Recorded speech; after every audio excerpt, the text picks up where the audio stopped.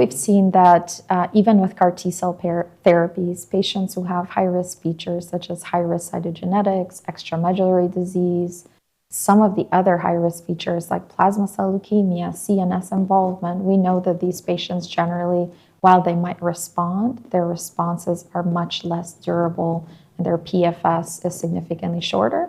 Nonetheless, we do see that these responses are much better than what we've seen with some of the other agents. So CAR T, and even today in the meeting, we talked about redirect, for example, with TAL and TEC, particularly in patients with extramedullary disease. Those patients are actually getting a good response.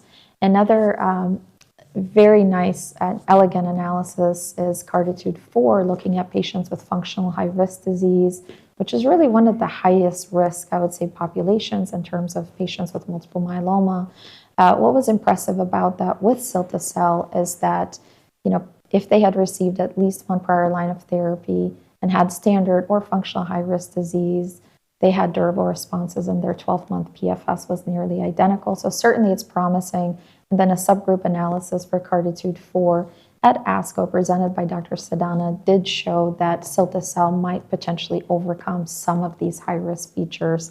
So results are encouraging, and certainly we have many more novel targets and immunotherapies in development that will be promising, hopefully, for our patients.